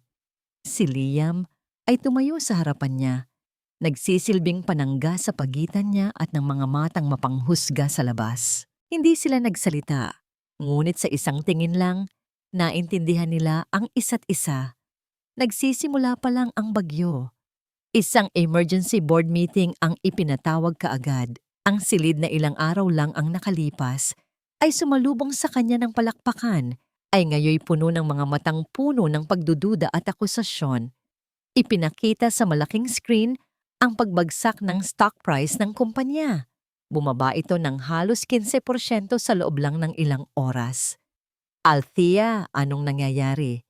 Tanong ng isa sa mga pinakamatandang board member. Ang mga investor natin ay nagbabantang mag-pull out. Ang pangalan ng Reyes Holdings ay nasisira. Ngunit ang pinakamasakit sa lahat ay ang tingin ng kanyang ama. Wala roon ng galit. Ang naroon ay isang bagay na mas malala pa. Pagkadismaya. Isang tingin na nagsasabing, inaasahan ko ang higit pa mula sa'yo. Pagkatapos ng meeting, nagkulong si Althea sa kanyang opisina. Si Liam ay naroon din, nakatayo sa tabi ng bintana, tahimik na pinagmamasdan ng gulo sa ibaba. Ang buong gusali ay tila naging isang kulungan. Binuksan ng assistant ni Althea ang telebisyon sa loob ng opisina. Ma'am, I think you need to see this. Nasa screen si Isabel, isang exclusive interview. Nakaupo ito sa isang sofa. Ang buhok ay simpleng nakapusod. Ang mukha ay walang makeup. Ang perpektong imahe ng isang biktima. Umiiyak ito habang nagsasalita. Hindi ko po alam kung bakit nangyayari ito sa amin. Sabi ni Isabel sa reporter, ang boses ay nanginginig at puno ng hinagpis. Ang gusto ko lang naman po ay isang buong pamilya para sa anak ko, para kay Migs. 5 taon po akong naghintay, nagtiis. Napahigpit ang hawak ni Althea sa braso ng kanyang upuan. Ang galing nitong umarte. Kahit sino ay maniniwala sa peking mga luhang iyon. Mahal na mahal po ni Liam ang anak namin. Pagpapatuloy ni Isabel, tinitingnan ng kamera na para bang direkta siyang nakikiusap sa buong Pilipinas. Pero mula nang bumalik si Ma'am Althea, nagbago ang lahat. Hindi ko po siya sinisisi. Siguro mahal pa rin nila ang isa't isa. Pero paano naman kami? Paano naman ang anak ko? Sinungaling! Hindi napigilang sigaw ni Althea. Napatayo. Gusto niyang basagin ang screen ng telebisyon. Ang galit sa kanyang dibdib ay parang isang apoy na gustong kumawala. Pagkatapos ng interview, mas lalong lumala ang sitwasyon. Ang telepono ay muling tumunog. Ang Ledesma Corporation, ang kliyenteng kakakumbinsi lang nila, ay nag-anunsyong i-hold muna nila ang kontrata. Isa pang malaking investor ang formal nang nag-withdraw ng kanilang shares. Pumagsak si Althea sa kanyang upuan. Ang lahat ng lakas ay tila nawala sa kanyang katawan. Napatingin siya kay Liam. Ang mga mata ay puno ng kawalan ng pag-asa. Tapos na tayo, Liam. Mahina niyang sabi. Panalo na siya. Sinira niya tayo. Ang katahimikan sa loob ng opisina ay mas mabigat pa kaysa sa ingay ng media sa labas. Ito na yon. Ang dulo. Ang sandaling tila na wala na ang lahat. Ang kanilang reputasyon, ang kumpanya, at ang pangalawang pagkakataon na akala nila ay nagsisimula na. Tumingin si Liam sa kanya, ngunit sa halip na makita ang pagsuko sa mga mata nito, isang kakaibang apoy ang nakita niya. Isang malamig at matigas na determinasyon ang pumalit sa frustrasyon sa mukha nito. Lumapit ito sa kanyang mesa. Ang mga kamay nito ay nakakuyom. Hindi pa, mariin nitong sabi. Ang boses ay mababa, ngunit puno ng kapangyarihan. Hindi pa tayo tapos. Tumingin ito ng diretso sa kanyang mga mata. Isang pangako ang mababasa roon. Tapusin na natin to. Oras na para malaman ng lahat ang katotohanan. Bago pa man makasagot si Althea, kinuha ni Liam ang kanyang cellphone. Nagdial ng isang numero na tila matagal nang nasa isip niya at itinapat ito sa kanyang tainga. Hello? Oo, ako to, sabi ni Liam sa kausap. Ang mga mata ay hindi inaalis sa pagkakatitig kay Althea. Kailangan ko ang tulong mo. Oras na para ilabas ang lahat. Kinabukasan, ang buong mundo ng media ay muling nagulo. Isang biglaang press conference ang ipinatawag ng Reyes Holdings. Walang sinabi kung tungkol saan. Tanging ang pangako na sasagutin ni Althea Reyes at Liam Sandoval ang lahat ng katanungan. Sa loob ng isang function room na inihanda para sa press conference, ang hangin ay halos puputok sa tensyon. Bawat upuan ay okupado. Ang bawat kamera ay nakatutok sa entablado, kung saan may isang simpleng mesa at 2 silya. Sa backstage, magkatabi sina Liam at Althea. Hindi sila nagsasalita. Ngunit ang kanilang presensya ay sapat na para bigyan ng lakas ang isa't isa. Hinawakan ni Althea ang kamay ni Liam. Malamig ito, ngunit mahigpit ang hawak. Tumingin si Liam sa kanya at bahagyang tumango. Isang senyas na handa na sila. Are you sure about this? Tanong ni Althea sa huling pagkakataon. This will change everything. Walang nang balikan. Wala na akong gustong balikan, Thea. Sagot ni Liam. Ang mga mata ay puno ng determinasyon. Ang gusto ko lang ay ang hinaharap natin. Sa kanilang bahay, si Isabel ay nanonood sa telebisyon. Isang ngasang ngiti ng tagumpay ang nasa kanyang mga labi. Nakaupo sa tabi niya si Migs, naglalaro ng mga laruan Walang kamalay-malay sa digmaang ipinaglalaban ng kanyang ina. Para kay Isabel, ito na ang katapusan ng laro. Isang public humiliation para kay Althea at si Liam na walang ibang pagpipilian ay babalik sa kanya, ang ina ng kanyang anak. Ladies and gentlemen, thank you for coming. Anunsyo ng PR head. Miss Reyes and Mr. Sandoval will now give their statement. Sabay na lumabas sina Liam at Althea. Ang flash ng mga kamera ay sumalubong sa kanila, isang bagyo ng liwanag. Umupo sila sa mesa, kalmado.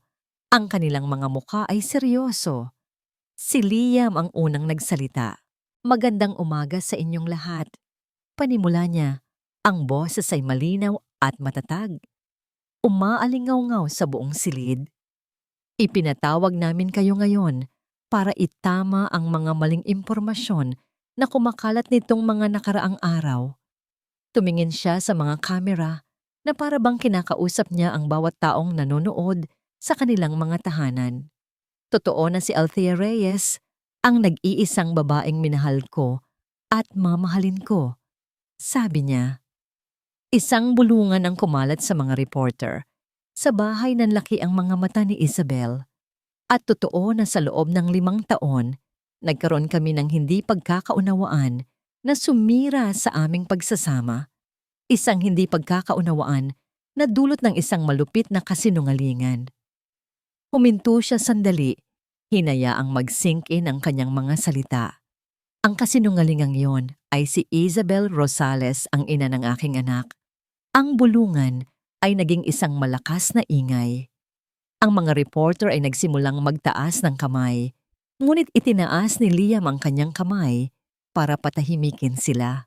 Nitong mga nakaraang taon, pagpapatuloy niya, ako ay naging biktima ng isang mahabang panloloko at financial extortion. Pinaniwala ako sa isang kasinungalingan upang mapilitan akong suportahan ang isang batang hindi sa akin, habang sinisira ang aking relasyon sa babaeng tunay kong mahal. Sa bahay nanigas si Isabel. Hindi niya magagawa to. Bulong niya sa sarili, nanginginig. Maaring sabihin ng iba na ito ay salita ko laban sa salita niya, sabi ni Liam.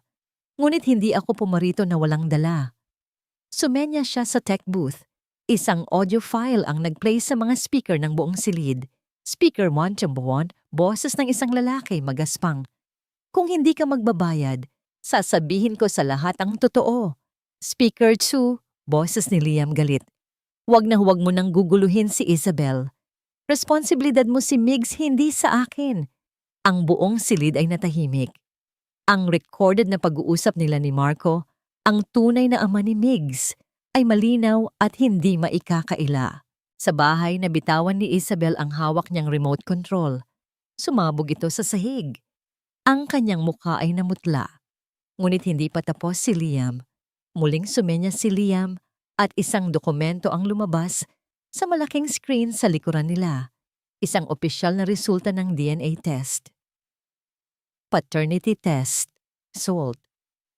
Subject: Liam Sandoval child, Miguel Migs Rosales. Probability of paternity, percent. Ang salitang 0% ay tila sumisigaw sa screen. Ang ebidensya ay pinal, brutal, at hindi matitinag.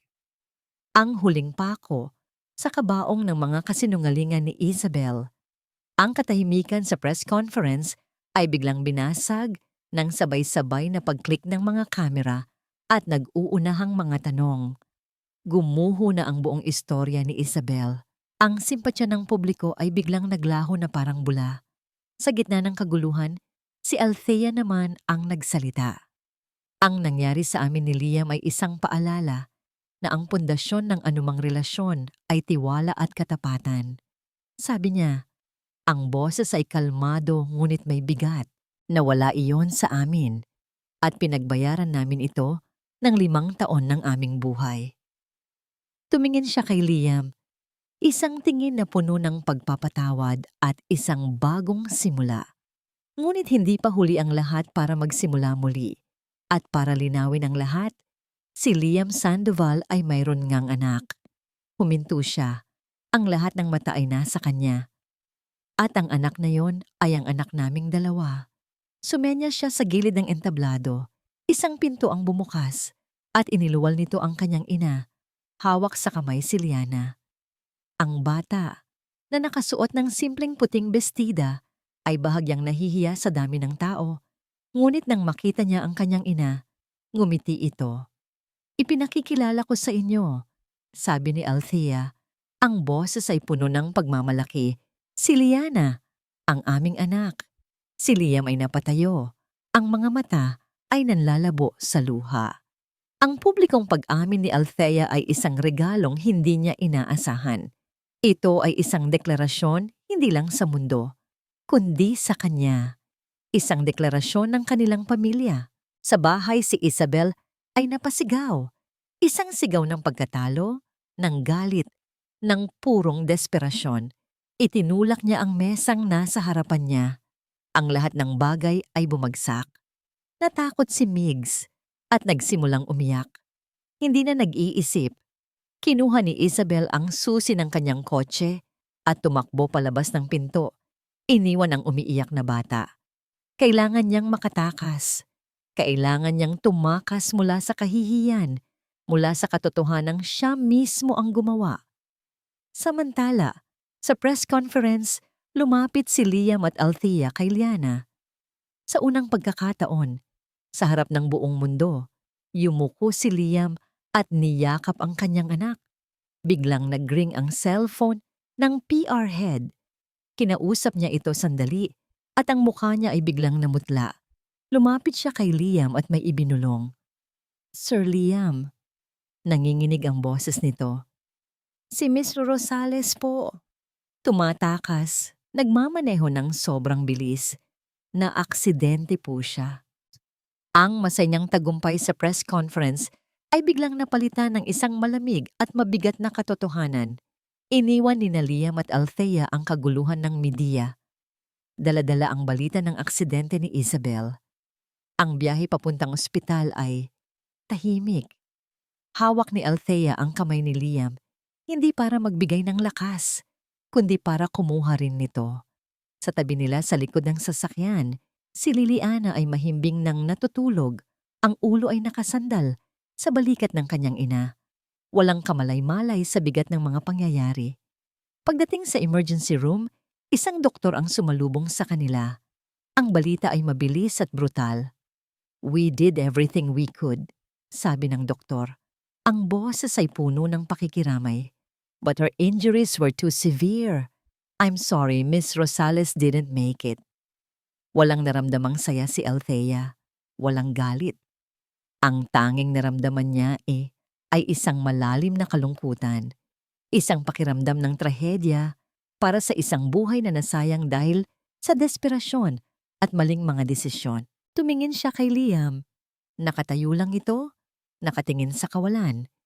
Hindi rin ito nagsasalita. Ang kanilang tagumpay ay may kasamang kamatayan. May isa pa po, dagdag ng doktor.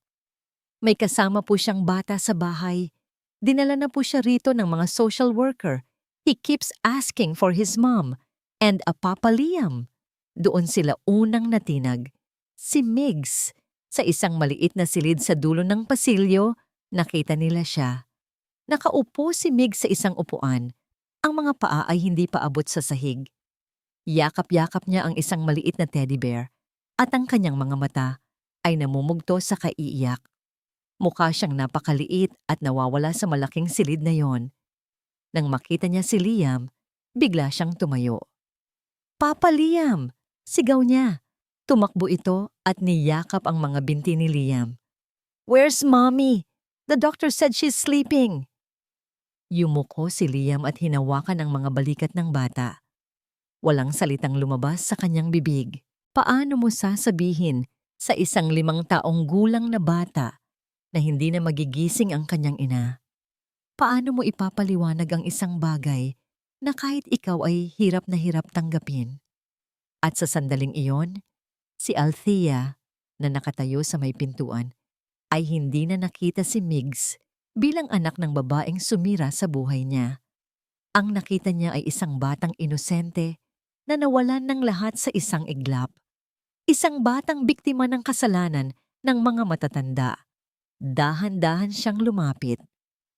Napansin siya ni Migs at bahagya itong umatras sa likod ni Liam. Medyo natatakot. Naalala ng bata ang babaeng seryoso na nakita niya sa opisina.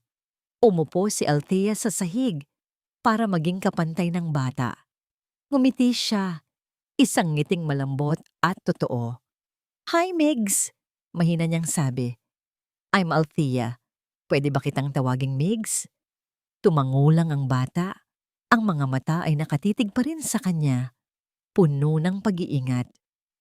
"Alam mo ba," pagpapatuloy ni Althea, "yung mommy mo, kailangan na niyang magpahinga sa isang lugar na napakalayo. Pero lagi kanyang babantayan mula doon. Magiging isa siyang napakagandang bituin sa langit." Ang mga mata ni Migs ay muling napuno ng luha. "But I want my mommy here." Hindi na napigilan ni Althea. Inabot niya ang bata at niyakap ito ng mahigpit. Noong una nanigas ang katawan ni Migs, ngunit unti-unti naramdaman nito ang init at sinseridad sa yakap ni Althea. Bumigay ito at humagulgol sa kanyang balikat. Nakatayo lang si Liam. Pinapanood ang eksena. Ang babaeng sinaktan ng husto ni Isabel ay siya pa ngayong nag-aalo sa anak nito. Sa sandaling iyon, ang pagmamahal niya para kay Althea ay lalong lumalim. Ang kanyang Thea na may pusong kayang magpatawad kahit sa pinakamatinding sakit. Kinabukasan, sila ang nag-asikaso ng lahat. Si Liam ang nakipag-usap sa pamilya ni Isabel sa probinsya na tumangging kunin ang responsibilidad para kay Migs. Si Althea naman ang nanatili sa tabi ng bata, kasama si Liana. Sa unang pagkikita ng dalawang bata, mayroong pag-aalinlangan, ngunit ang kabutihan ng mga bata ay laging nangingibabaw. "Why are you sad?"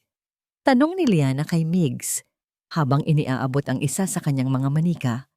"My mommy is a star now." Sagot ni Migs. Hinawakan ni Liana ang kamay nito. "It's okay. My mommy can be your mommy too. She gives the best hugs." Mula sa pintuan, pinapanood sila nina Althea at Liam. Ang isang simpleng eksena ay tila isang bintana sa kanilang posibleng hinaharap. "Anong mangyayari sa kanya, Liam?" tanong ni Althea. "Mapupunta siya sa ampunan." Tumingin si Liam sa kanya. Alam niya kung ano ang iniisip nito. Pareho sila nang iniisip. "Hindi siya nag-iisa, Thea," sabi ni Liam. "Hindi natin siya iiwan." Ilang araw ang lumipas. Pagkatapos ng libing ni Isabel, umupo sila sa hardin ng bahay ni na Althea. Si Migs at Liana ay magkasamang naglalaro. Sa di kalayuan, ang kanilang mga tawa ay pumupuno sa hangin. "Hindi ko akalain na hahantong tayo dito," sabi ni Althea nakatingin sa mga bata. "Ako rin," sagot ni Liam. Lumapit siya kay Althea. Hindi siya lumuhod. Hindi siya naglabas ng singsing. Ang mga engrandeng kilos ay para sa mga fairy tale. Ang sa kanila ay isang totoong kwento, puno ng mga peklat at pagkakamali. Tinitigan niya ito sa mata. Ang kanyang puso ay nasa kanyang mga palad. "Hindi ko maipapangakong hindi na tayo masasaktan, Thea. Hindi ko maipapangakong magiging perpekto ang lahat. Masyado na tayong maraming pinagdaanan para maniwala sa mga ganoong bagay." Hinawakan niya ang mga kamay nito. "Pero maipapangako ko ito. Araw-araw, gigising ako at pipiliin kitang mahalin. Araw-araw, gagawin ko ang lahat para patunayan na karapat-dapat ako sa'yo. Hayaan mo akong patunayan sa'yo araw-araw na karapat-dapat ako sa pangalawang pagkakataon ninyo ni Liana." Tumingin si Althea sa mga mata niya, sa mga batang naglalaro, at sa kinabukasang hindi niya inaakalang posible. Ang mga luha ay muling pumatak sa kanyang mga mata. Ngunit sa pagkakataong ito, ang mga ito ay luha ng paghihilom, luha ng isang bagong simula. Isang taon ang lumipas. Ang palubog na araw sa Batangas ay nagpinta sa kalangitan ng kulay kahel at rosas. Ang alon na humahampas sa dalampasigan ay isang malambing na musika, ang perpektong saliw sa isang pangakong binubuo muli. Walang malaking simbahan, walang daan-daang bisita. Tanging ang pinakamalalapit na pamilya at kaibigan, nakatayo ng nakayapak sa buhangin. Ang mga ngiti ay kasing init ng papalubog na araw. Nakatayo si Althea sa harap ni Liam, hawak ang mga kamay nito. Ang suot niyang simpleng puting bestida ay sumasayaw sa ihip ng hangin. Ang belo niya ay ang sarili niyang buhok na pinalamutian ng ilang puting bulaklak. Simple, totoo, sapat na. Tumingin siya sa kanilang harapan. Papalapit ang dalawang pinakamahalagang tao sa kanilang buhay. Si Liana, seryoso sa kanyang tungkulin, ay maingat na naglalakad, dala ang isang maliit na unan kung saan nakapatong ang singsing ni Liam. Sa likod niya, bahagyang natatapilok sa buhangin ay si Migs, dala-dala naman ang singsing, para sa babaeng tinatawag na niya ngayong mommy. Ngumiti si Migs nang makita si Althea. Isang ngiting nagpapaalala sa lahat ng naroon kung gaano kalaki ang kapangyarihan ng pag-ibig at pagpapatawad. Nang makarating ang mga bata sa kanila, sabay silang yumuko ni Liam. Hinalikan ni Althea si Mig sa noo at ginulo naman ni Liam ang buhok ni Liana. "Good job, you two," bulong ni Liam. Humarap silang muli sa isa't isa. Kinuha ni Liam ang singsing. Ang mga kamay nito ay bahagyang nanginginig, hindi dahil sa kaba, kundi dahil sa bigat ng sandaling iyon. "Althea," panimula ni Liam, ang boses ay basag sa emosyon. "Ang unang kasal natin, nangako ako sa iyo ng isang perpektong buhay, isang buhay na walang problema, walang sakit, at nabigo ako." Tumingin ito sa kanilang mga kamay na magkahawak. "Ngayon, hindi ko na ipapangako yan dahil alam na natin na ang buhay ay hindi perpekto. May mga bagyo, may mga pagkakamali. Pero ito ang bago kong pangako sa iyo, mahal ko." Tinitigan niya ito ng diretso sa mata. Ang buong kaluluwa ay nasa kanyang mga salita. "Ipinapangako kong haharapin natin ang bawat bagyo ng magkasama. Ipinapangako kong sa bawat pagkakamali, pipiliin ko ang pagpapatawad. At sa bawat umaga, pipiliin kong mahalin ka, si Liana at si Migs ng buong buo. Ikaw ang tahanan ko, Thea. Noon, ngayon at magpakailanman." Isinuot nito ang singsing sa kanyang daliri. Ngayon, si Althea naman. Ang mga luha ay malayang tumutulo sa kanyang mga mata, ngunit ang mga ito ay luha ng purong kaligayahan. "Liam," sabi niya, ang boses ay nanginginig. 5 taon akong tumakbo. Akala ko, ang pagtakbo palayo ang magliligtas sa akin sa sakit. Pero tinuruan mo ako na ang tunay na lakas ay hindi nasa pag-iwas, kundi nasa pagharap. Sa pagharap sa nakaraan, sa pagharap sa takot, at sa pagharap sa pag-ibig na karapat-dapat nating ipaglaban. Kinuha niya ang singsing at hinawakan ang kamay nito. "Hindi ko na kailangan ng perpektong buhay. Ang kailangan ko lang ay ang buhay na ito. Kasama ka, kasama ang mga anak natin. Tinatanggap ko ang lahat ng peklat, lahat ng sakit, dahil ang mga yon ang nagdala sa atin dito, sa pagkakataong ito. Ikaw at ang mga bata," pagpapatuloy niya. "Kayo ang aking pamilya, ang ating pamilya." Isinuot niya ang singsing sa daliri nito. Ang halik nila ay hindi katulad ng dati. Mas malalim ito, mas makahulugan.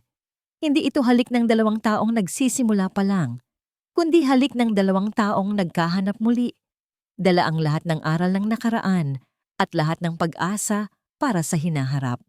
Ang palakpakan ng kanilang mga bisita ay sinabayan ng malakas na hiyawan ni Liana at Migs. Yehey! Kiss again! Sigaw ni Migs na nagpatawa sa lahat. Habang ang araw ay tuluyan ng lumubog, ang munting selebrasyon ay naging isang masayang salo-salo sa dalampasigan. Naglalaro ang mga bata sa buhangin, naghahabulan sa papalapit na mga alon. Si Liana na mas matanda ay laging tinitingnan si Migs na para bang isang tunay na ate. Umupo sina Althea at Liam sa isang kumot sa buhanginan, magkatabi. Pinapanood ang kanilang pamilya. Ang pamilyang binuo nila mula sa mga piraso ng isang nasirang kahapon. Sumandal si Althea sa balikat ni Liam. Ang bigat ng buong mundo ay tila nawala. Kapayapaan. Ito pala ang pakiramdam ng tunay na kapayapaan. Hinawakan ni Liam ang kamay niya. Ang mga daliri nila ay magkasalikop na parang matagal nang hindi naghiwalay. Tumingin ito sa kanya, ang mga mata ay kumikinang sa ilalim ng papalabas na mga bituin. Salamat sa pag-uwi mo, mahal ko. Bulong nito, ang boses ay puno ng pasasalamat na hindi kayang ipaliwanag ng mga salita. Ngumiti si Althea, isang ngiting totoo at nagmumula sa puso. Hindi na niya kailangang sumagot. Ang lahat ay nasabi na. Sa halip, mas lalo siyang sumandal dito, ipinikit ang kanyang mga mata at dinama ang ihip ng hangin, ang tunog ng tawa ng kanyang mga anak at ang init ng kamay ng kanyang asawa. Nandito na siya, nandito na sila. Sa wakas, nakauwi na sila at dito nagtatapos ang makulay na kwento ng pag-ibig, pagpapatawad at pangalawang pagkakataon ni na Althea at Liam. Mula sa kaibuturan ng aking puso, maraming salamat po sa inyong walang sawang pagsubaybay at pakikinig sa bawat kabanata ng kanilang paglalakbay. Habang isinusulat ko ang kwento ni na Althea at Liam, sila ay naging higit pa sa mga tauhan lamang. Sila ay naging mga salamin ng katatagan at ng hindi natitinag na pag-asa. Naramdaman ko ang bawat pighati, bawat pag-aalinlangan, at higit sa lahat, ang tamis ng kanilang muling pagsisimula. Ang kanilang istorya ay isang paalala para sa ating lahat. Isang paalala na ang tunay na pag-ibig ay hindi perpekto, ngunit ito ay laging karapat-dapat na ipaglaban. Na ang mga sugat, gaano man kalalim, ay kayang hilumin ng panahon at ng tapat na pagpapatawad. At ang pinakamahalaga sa lahat, na laging merong pangalawang pagkakataon para sa mga pusong handang muling magtiwala at magmahal. Ngayon, nais ko namang marinig ang inyong saloobin. Aling bahagi ng kanilang kwento ang pinakatumatak sa inyong puso? Anong aral ang inyong baon-baon mula sa kanilang pinagdaanan? Ikinagagalak kong basahin ang bawat komento at mensahe mula sa inyo. Muli, maraming salamat po sa pagiging bahagi ng kwentong ito. Hanggang sa muli nating pagkikita sa susunod na paglalakbay ng puso. Kwentong Puso TV.